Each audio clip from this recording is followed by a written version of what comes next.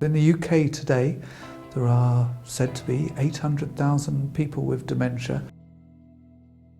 As our populations get older, more people living to later life, then the numbers of people with dementia is increasing all the time. Studies have shown that the cost of dementia to the UK economy is more than £20 billion per year. It's huge.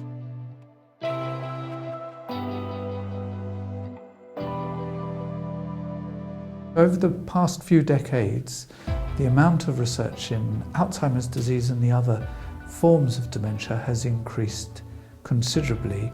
We need more funding for research. We need to accelerate efforts all over the world and in collaboration.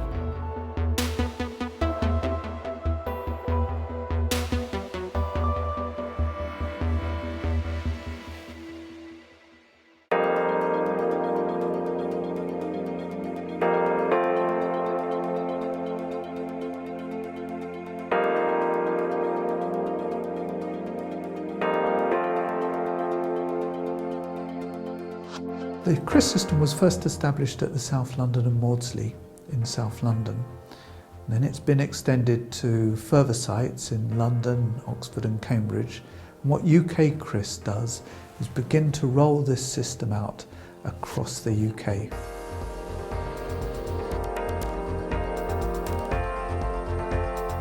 CRIS stands for Case Records Interactive Search, and what CRIS does is it enables the use of electronic medical records for research purposes. UK-CRIS is about bringing the clinician and researcher community together to work collaboratively.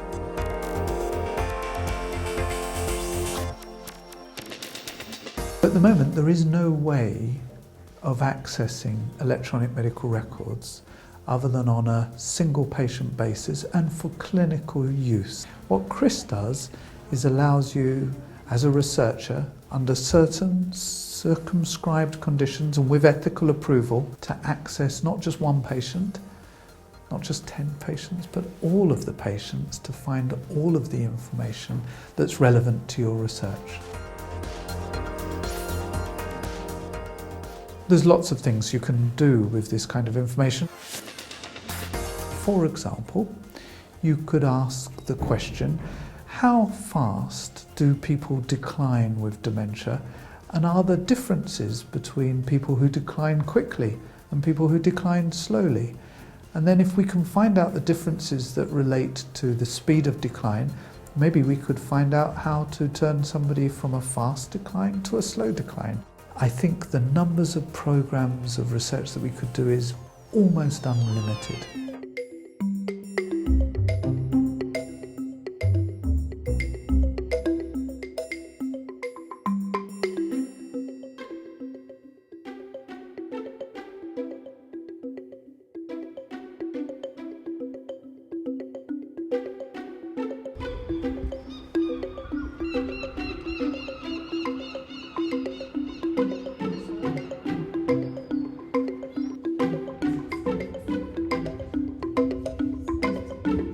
We've struggled for a long time trying to find ways to access all of this information that's just locked away, but essentially is used by a clinician on a case-by-case basis.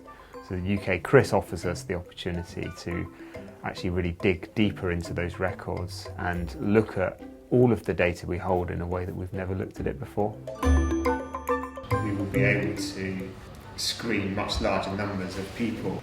So it's probably worth us thinking about, if we were patients, what would we want to hear from the organisation? Say, well, what are you going to do with my data? The biggest challenge has been the information governance around making sure that our patients are adequately informed and that the data is going to be safe. It's really reassuring ourselves that we're in control. It's really important to understand that when a researcher accesses UK-CRIS, they do so under very controlled circumstances. The information is completely pseudonymized. What that means is there are no names in there. Nobody can find out the person that the information relates to. All of the research is anonymous. The next stage is about making sure that we can deliver the technical requirements so that when we extract our data and send it over the internet to the UK-CRIS servers, that it knows what to do with it. When I started looking at how we might do this, it involved paper notes, often fairly large sets of paper notes, often incomplete. And the great thing about CRIS is it automates that, and it automates that at scale. So instead of just going out to one team base in Crediton for an afternoon and then maybe to Honiton the next day, my operative can sit with the CRIS system and see all the centres in the trust together. Our academics are very excited about the opportunity to start using essentially years and years and years worth of data in a way that they've not been able to before. That means we can start to answer questions, really hard questions about whether what we do works, whether it's of benefit to patients. I think the importance of a big data set, as we might call this, is that it not only gives you the snapshot of what's going on for people across a very large geography, it also over time builds the story through the weeks and months and years. And that's huge, because for the first time we might be able to say something in quite some detail about the natural history of these disorders.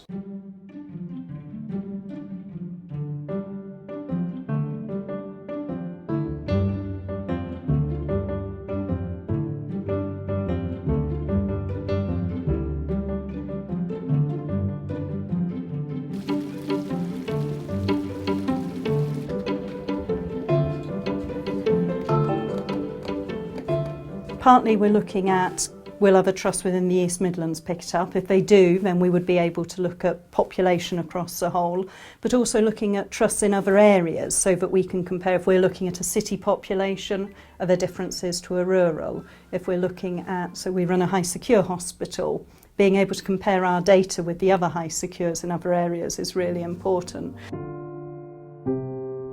UK-CRIS is establishing a federated system. That means you'd be able to access multiple different trusts at the same time.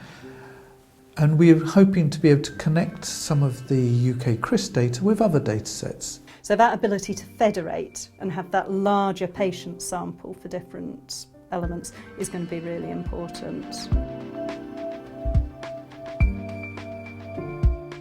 Looking forward to the future, we might think about how CRIS could actually become a tool for better clinical practice as well. Could we incorporate elements within the electronic medical record using CRIS as an infrastructure that enable doctors, nurses, others to be better at what they do?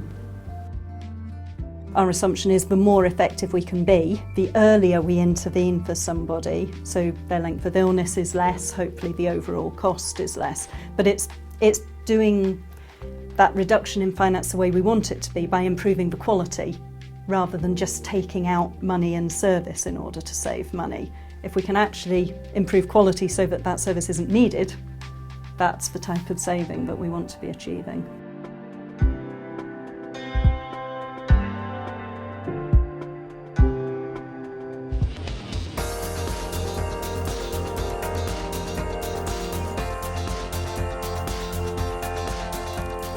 By the time UK-CRIS is fully implemented in the current phase, we'll have it established in about 15 NHS trusts.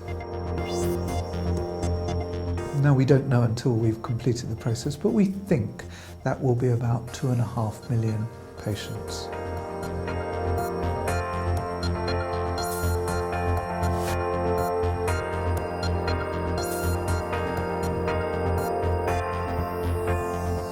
Over 2.5 million electronic patient records that will form part of the CRIS database.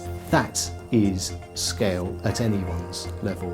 I think UK-CRIS is an enormously exciting programme, and of course it works not just for dementia but for any other disease area that's within the mental health record. So it's as applicable to bipolar disorder, depression, anorexia and all of these other conditions as well. The research cycle takes years. The joy of UK-CRIS means that we can shorten that journey right down. That will mean that actually research becomes a really powerful and immediate tool And that's something that we've not really been able to benefit from in mental health care. I think it's transformational for our organisation. I think it's hugely valuable and extremely unique in terms of that ability to get at that through-text data, work across the whole system, and particularly now if we can have multiple trusts involved, then we start to be able to use data and information to revolutionise the NHS. Big data sets have a tremendous richness across all sectors to paint very vivid patient pictures of people's real journeys. So I think what will happen over the years ahead is that people sufficiently motivated and sufficiently consented will start to allow data sets from all walks of life to be drawn together around their lives, and that will give a fantastic personal biography that relates to their genome. So their genetic story and their real life story will be understood, and from that the research questions of the next generation will start to be asked and answered.